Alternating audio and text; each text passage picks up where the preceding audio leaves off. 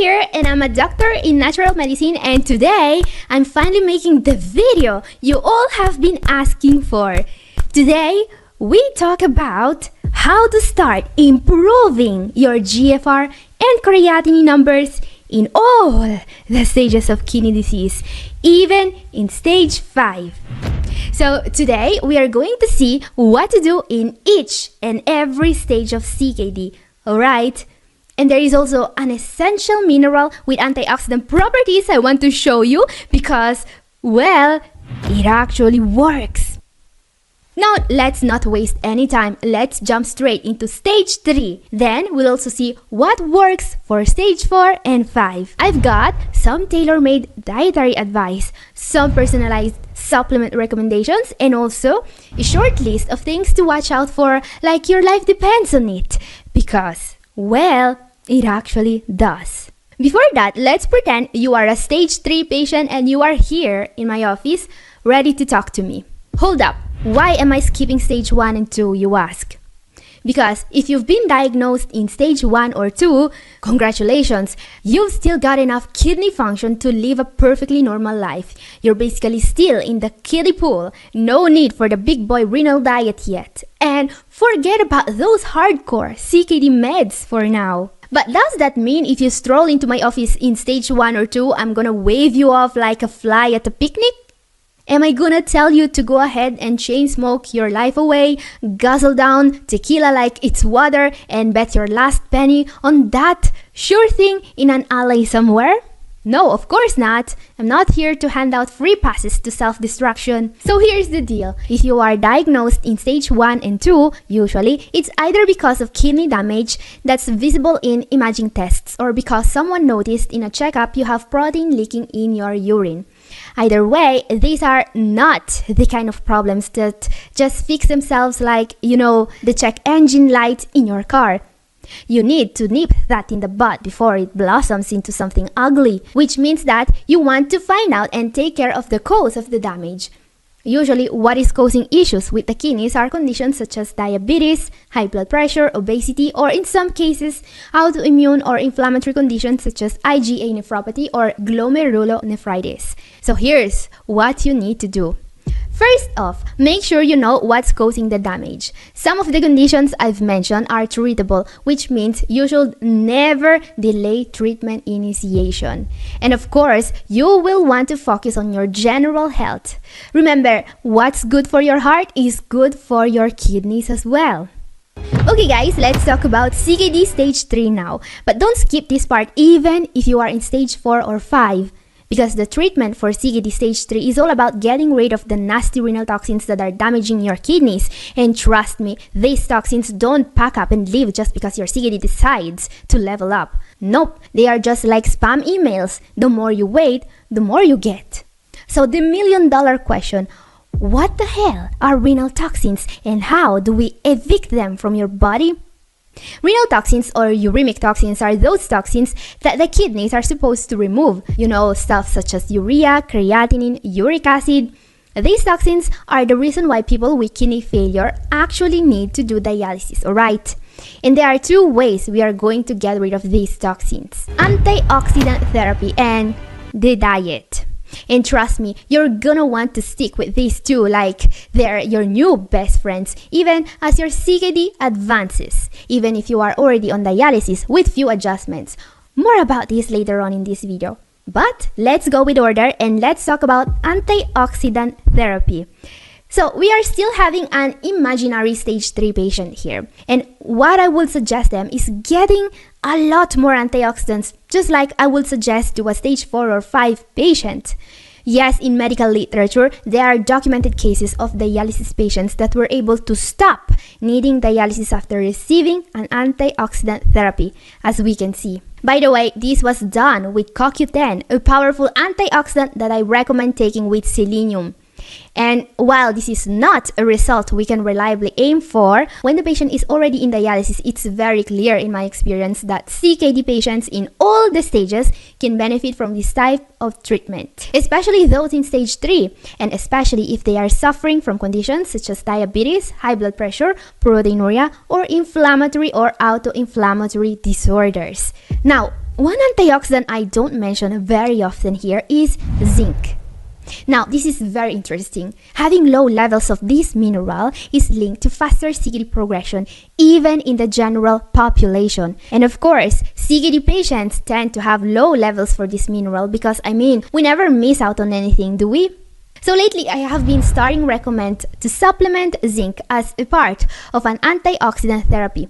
In fact, supplementing this nutrient is linked to reduced kidney damage done by diabetes, improved outcomes with high blood pressure, and patients with IgA nephropathy seem to benefit even more from zinc supplementation.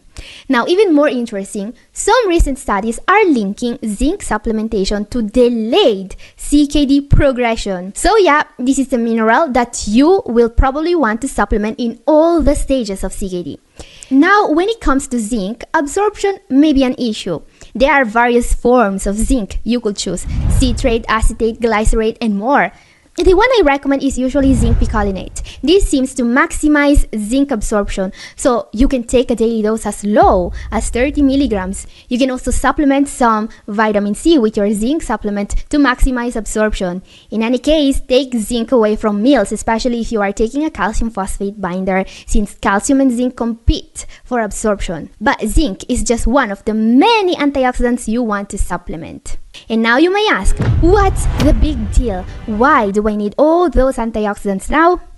Well, let me explain. The way in which most pathologies damage the kidneys is through something called oxidative stress. So for example, in diabetes, high blood sugar levels lead to the overproduction of free radicals, particularly superoxide, which triggers various harmful pathways that damage the kidneys. Chronic inflammation involves the activation of immune cells like macrophages, which produce free radicals. Proteinuria and high blood pressure are similar since both generate reactive oxygen species, ROS in short, which are harmful free radicals.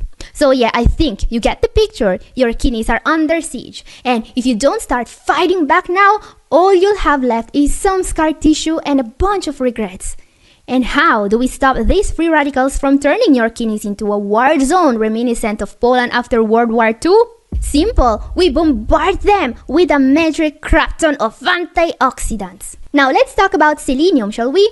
This little mineral is another powerhouse antioxidant, and guess what? Most CKD patients are running on empty when it comes to selenium, and given what I just said about free radicals, you may understand why having low levels of this essential mineral may be bad for your kidneys. But wait, there is more. CKD patients are also typically deficient in a whole laundry list of antioxidants, including vitamin C, vitamin E, and glutathione, and more. So yeah, when you have CKD, your body loses essential nutrients like a Boeing 737 MAX loses doors.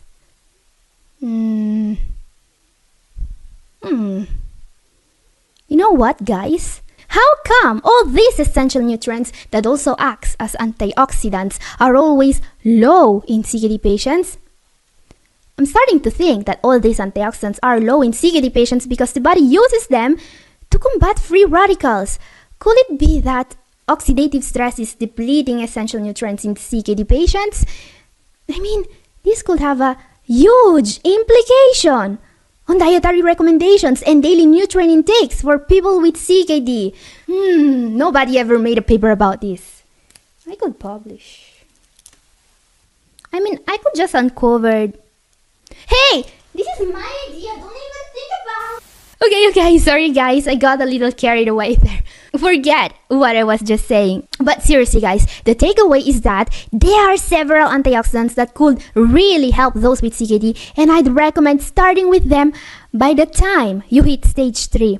In my experience, some of the most effective antioxidants for kidney health include vitamin C, vitamin E, zinc, NAC, selenium, and CoQ10, of course. But I don't recommend starting all these at once. Actually, I recommend getting informed about each single supplement before taking it. I mean, nobody wants to overdose on vitamin C and end up with a kidney stone the size of a golf ball, right? So, get informed.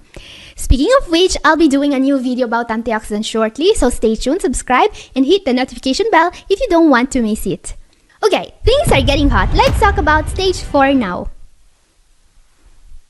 A lot more patients are going to be diagnosed when they reach CKD stage 4, and this is because symptoms are finally loud enough to get some attention. Now, if you are diagnosed in stage 4, don't lose hope. You can still do a lot to improve. So let's pretend that you're sitting in front of me and you are a stage 4 CKD patient. Now, the very first thing I will do is grab your lab tests and dive in like they're the final season of my favorite Netflix show. Why? Because I need to see if this person has complications and if they are receiving adequate treatment, because the whole treatment for this person is going to depend on that. Okay, who am I kidding? I'm not just gonna double check if this person has complications.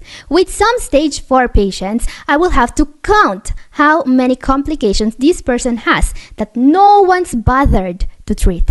And trust me when I say that sometimes I will need more than one hand to count them all. So here's the big problem we are going to have to face starting in stage 4, complications of CKD. Complications are all those health conditions that are caused by kidney disease and that may, well, cause serious kidney damage. There are several complications that we need to pay attention to, and I will mention them from the most diagnosed to the least diagnosed, alright? Most diagnosed is hyperkalemia or too high potassium levels.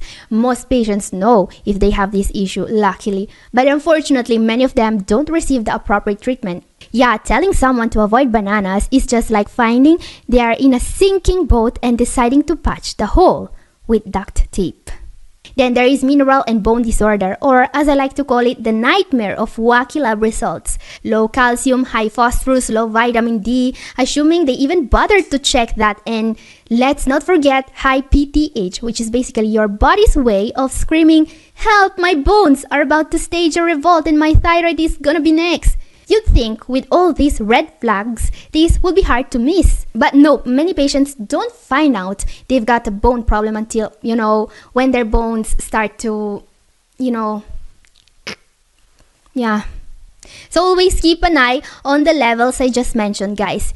You can also screenshot the slide on screen if you want. Now let's talk about the underdogs, those complications that are ignored even more often than bone issues. We've got metabolic acidosis lurking in the shadows, but the renal MVP of medical neglect is anemia. Anemia is probably the most ignored serious pathology on the planet for some reason. Maybe because doctors think that patients with anemia are too tired to sue them? Who knows?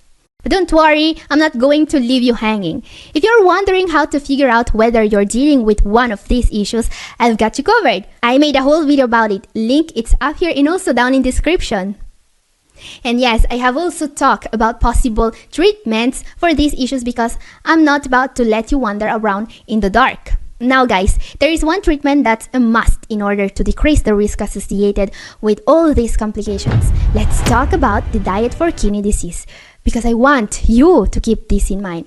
Many of my patients had huge improvements in their symptoms, proteinuria, nocturia, swelling, itching, fatigue, when they started to follow a proper renal diet. Why is that, you may ask?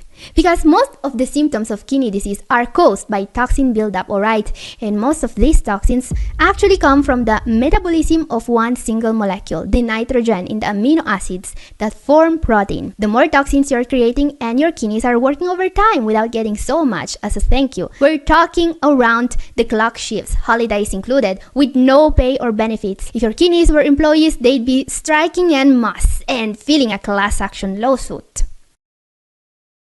Yeah, it's time to give them a break. That means cutting back on protein. And let's be clear, if you are in stage 4 or 5 of CKD, following a renal diet isn't just a good idea. It's a non-negotiable. By the way, patients in stage 3 are also supposed to follow a renal diet, alright? So let's talk about those foods that you thought were your best friends but are actually traitors in disguise. lean meat, fatty fish, dairy. They're like that charming friend who secretly talks smack about you behind your back. And don't even get me started on the junk you already knew was bad. Red meat, processed meat, junk food, sugar, and all those ultra-processed carbs. These are the prime suspects pumping nitrogen and other uremic toxins into your system. The fewer of these you've got floating around, the less likely your kidneys are to go on a strike. Now I get it. When someone walks into my office and I start talking about diet changes, they look at me like I just suggested they give up oxygen. Won't I need the protein? They ask. Want a plant-based diet make me weak? They're confused, and honestly, who can blame them? The internet's full of so much dietary nonsense. It's a wonder anyone's still alive. But here's the truth. CKD patients absolutely need to start a low-protein diet. The sooner, the better. You are only going to feel weak if your diet is not properly adjusted for you. If you are not eating enough calories, for example, or you are not supplementing accordingly to your new diet. That's why you need someone who actually knows what they're talking about to set up a diet that works for you. So if your doctor or dietitian is still pushing yogurt and fish like it's 1995, it might be time to reconsider your options. I'm opening up my schedule for more one-on-one video consultations because honestly, I can't stand to see another kidney cry out for help while its owner is drowning in misinformation. If your goal is to protect your kidneys and you're tired of playing diet roulette, shoot me an email to Catherine@newhopeforkidneypatients.com so we will be able to talk. You will also find a link in description to contact me directly if you are interested. Okay guys, up next, what should you do if you get diagnosed with CKD stage 5? Stage 5 is when most patients are started on dialysis, and if possible, they can also be put on a transplant list. Now guys, my best advice for anyone who is in stage 5 is to hang on tight and survive. Consider starting dialysis if you need to. Stay on that transplant list if you are given that option. And there are still a few little things that we can do to preserve that little renal function is left in stage 5. For example, an issue I see many dialysis patients have is swelling. This is especially a problem for those on hemodialysis, and it can be alleviated by reducing fluid intake. Another problem in stage 5 is phosphorus management. Dialysis is very effective at removing certain uremic toxins, but not all of them. Phosphorus is a common issue for people on dialysis. In fact, when on dialysis, you are supposed to eat a little bit more protein because now you are doing dialysis, which is going to remove nitrogenous toxins. What they don't tell you is that dialysis doesn't really remove phosphorus that well. So you go back to eating steak and boom, your skin itches like crazy. What to do? Reduce protein intake and most importantly, focus on foods that are low in phosphorus while being rich in high quality protein. Some examples: egg whites and soy-based foods, including tofu, are your best friends here. Even fishes like tilapia and haddock have a good phosphorus to protein ratio, but nothing beats egg whites. And guys, I know I rarely talk about stage 5 CKD, so if you want me to make more content about this, let me know in the comment section. Or if you want to know more about the renal diet for all the stages, watch this video up here, and this is all for today. Thank you for watching. God bless you all. Ciao, ciao.